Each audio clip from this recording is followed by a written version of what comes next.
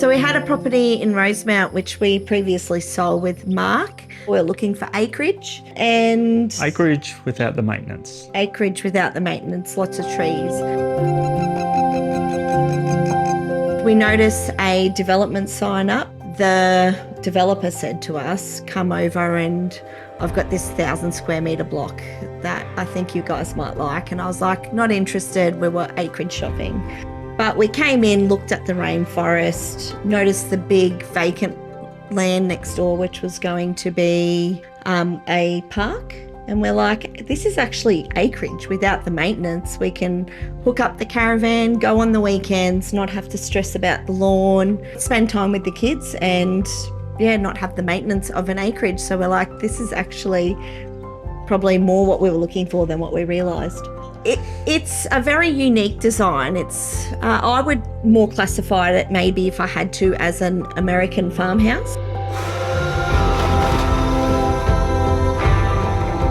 Everything's so thought out in the house. I put so much energy into pulling this vision I had off. It was little things like using rose gold in tapware because it reminded me of rust.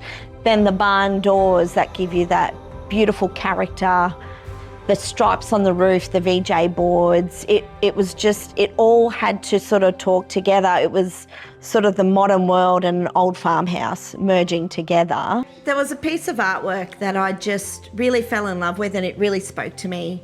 And it was called the Janyamilli. And it's an Aboriginal artwork and the meaning behind it is neighbouring village and tribes are the circles around the outside of the artwork, walking into the middle, which is the lines in the artwork, and coming together in the centre to join together to celebrate with food and telling stories and spending time together. And that just really resonated with me. I just felt like it was exactly what we were trying to achieve when we were building this place, was something for everyone to be able to come together and enjoy. I think the people that we hope to get are probably similar to us, coming off acreage or wanting the acreage feel without the maintenance of acreage.